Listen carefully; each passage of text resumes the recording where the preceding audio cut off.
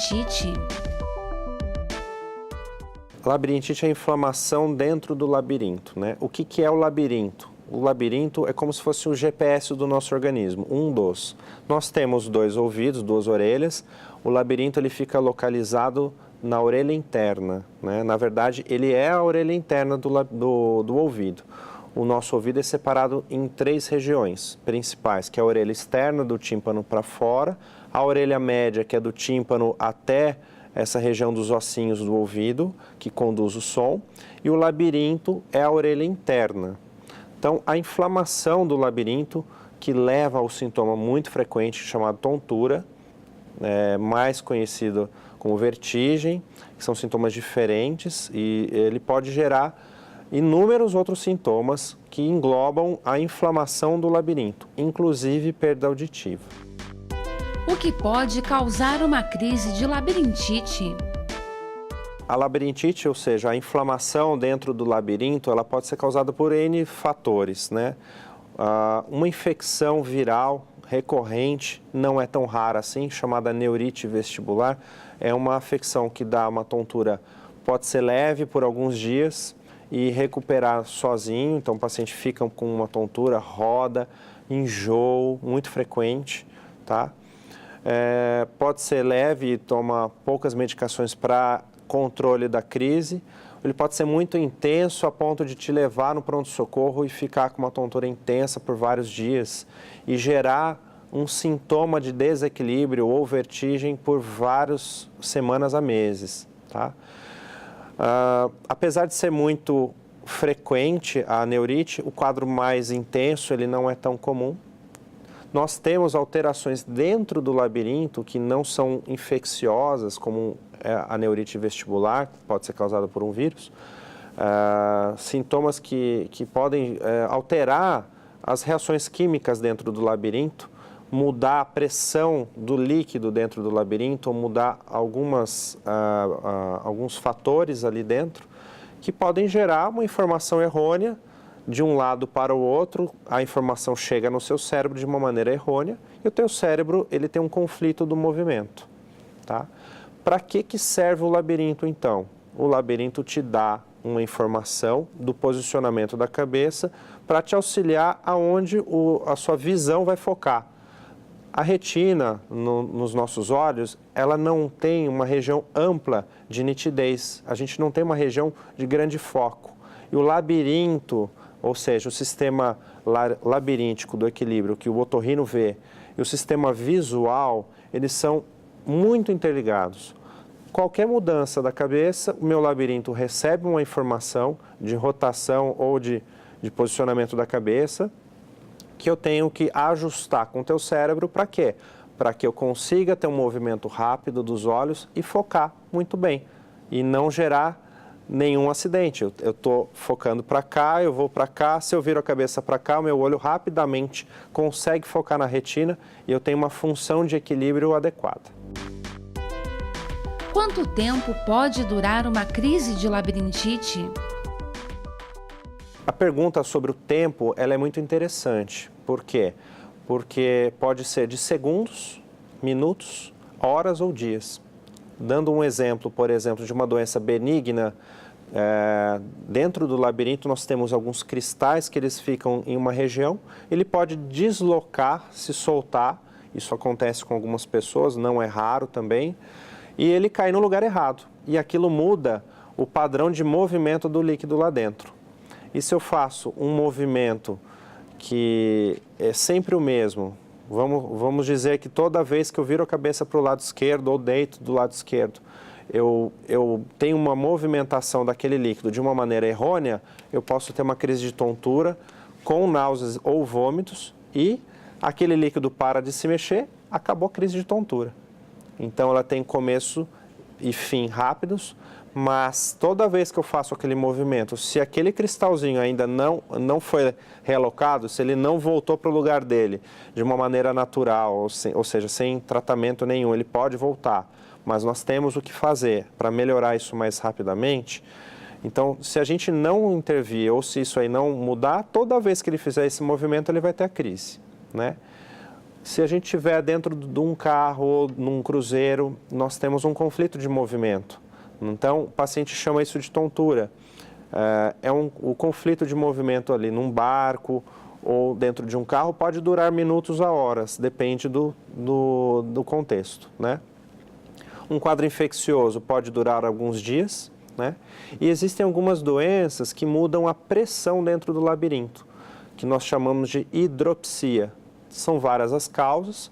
Esse paciente ele pode cursar geralmente com alteração de zumbido, tontura rotatória, sensação de pisar alto, pisar nas nuvens, náuseas e vômitos. Pode durar dias ou horas e evoluem por surtos. Então ele fica algum período bom e de repente vem uma crise que ele fica muito intenso, ou ele fica com um quadro mais leve, mas que dura mais tempo. Então é importante lembrar que sem o diagnóstico nós não sabemos qual é a causa, né? E o tempo é muito variado de acordo com a doença. Quais são os principais sintomas da labirintite? Os principais sintomas da labirintite, nós temos que lembrar qual é a função do labirinto mais uma vez, né? A função do labirinto anterior, que é a região anterior do labirinto, ele tem a função auditiva. Então, sim, uma labirintite pode cursar com flutuação auditiva, tem dia que escuta melhor, escuta pior, ou sensação de ouvido tampado, ou zumbido tipo cigarra, apito, contínuo ou pulsátil. Ele pode ser uma crise, você tem um zumbido ou flutua a audição e de repente você melhora, você não tem o sintoma.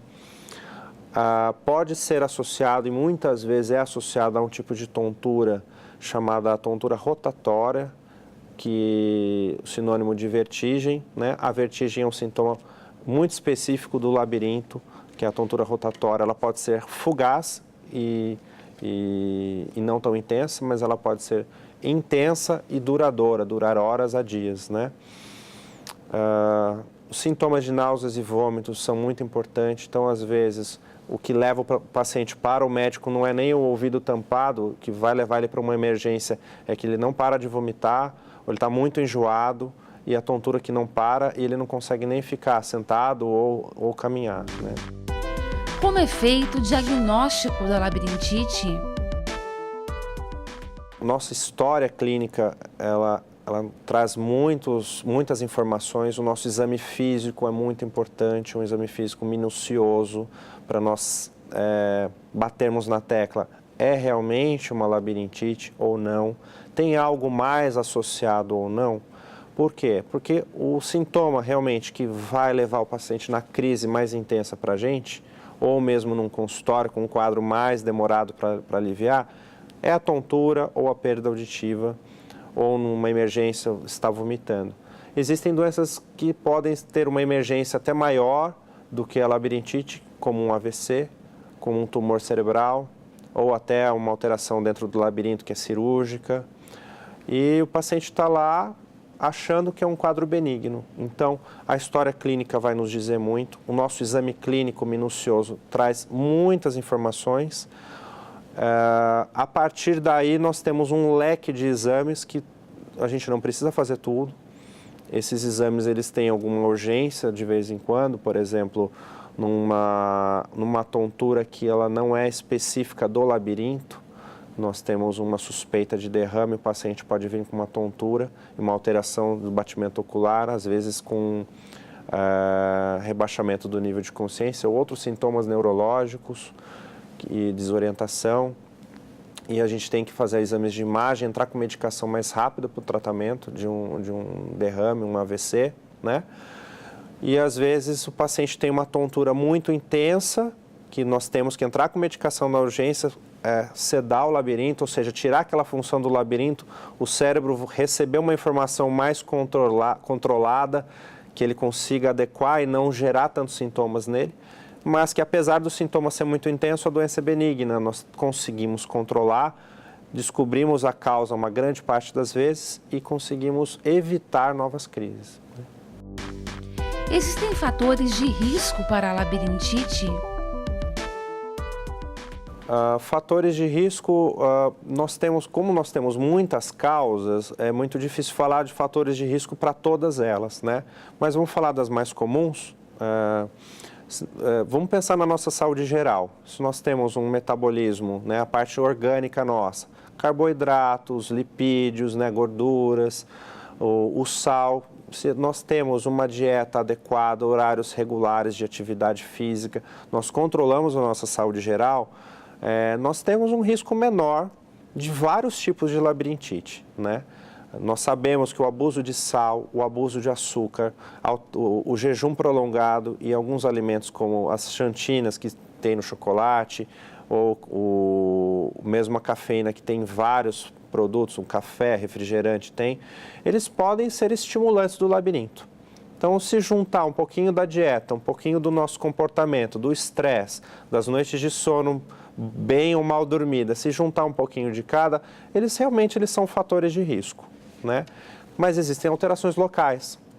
E essas alterações locais, se a gente passa no nosso médico, controla essas doenças que podem ser um fator de risco, diabetes, hipertensão, doenças emocionais, doenças psiquiátricas, doenças otorrinolaringológicas, doenças de ouvido, nós conseguimos controlar e diminuir o risco da crise, de tontura e de labirintite. Existe um grupo de pessoas com predominância da labirintite?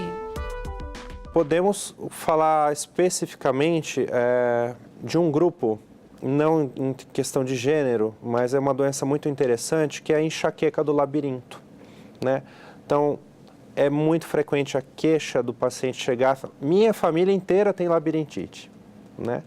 E na prática, a gente sabe que assim, não foi a mãe que passou para o filho, que passou para o outro, não é assim. Esse pegou daquele, ele teve crise agora essa semana que vem eu tive.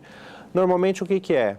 É um padrão, a migrânia, que é o sinônimo de enxaqueca, migrânia vestibular, que é um pedacinho do labirinto, chama vestíbulo.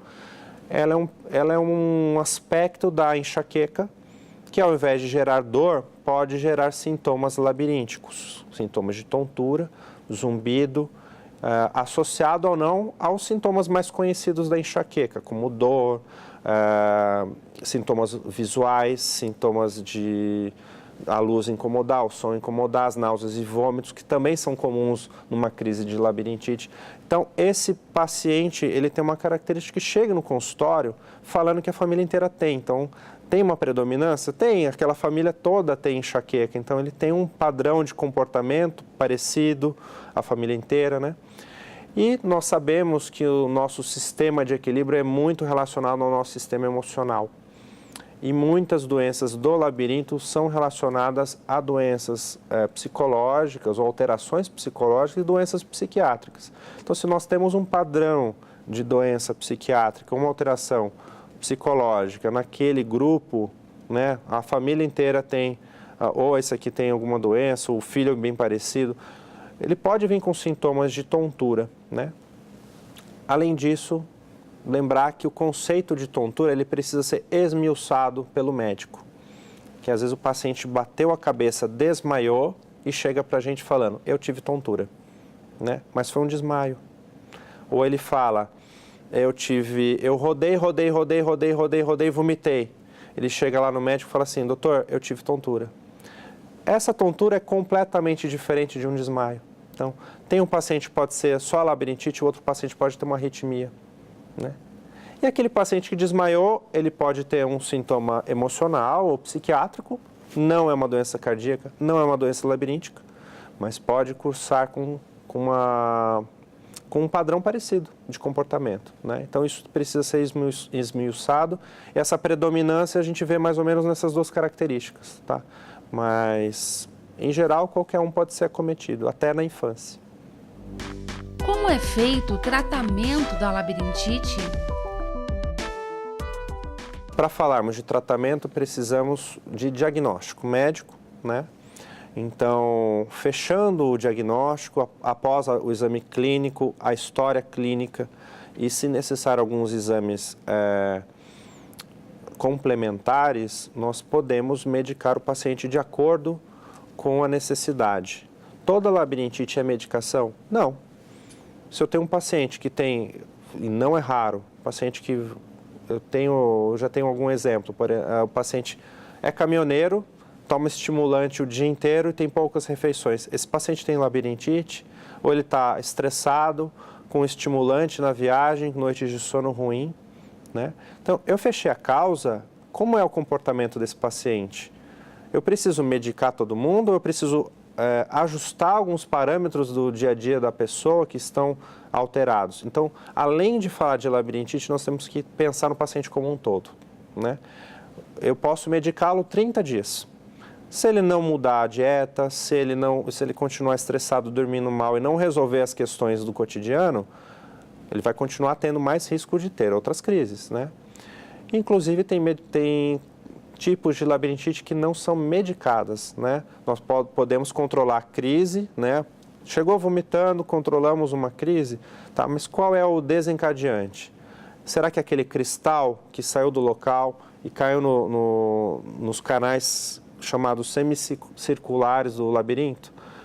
Ali eu tenho que fazer uma manobra no consultório ou o fonoaudiólogo após a avaliação médica ou o otorrino mesmo pode fazer. Pode ser de 1 a 3 sessões, geralmente, e elas são curativas. Esse cristal ele vai voltar na posição que ele tem que ficar, reabsorvido e vai curar. Esse paciente não vai ter mais crise depois do tratamento. Precisa de remédio? Não. Ou eu tenho tontura, eu tenho labirintite porque eu vou num cruzeiro, passo mal, ou eu viajo de carro e não consigo. Existe medicação? Sim.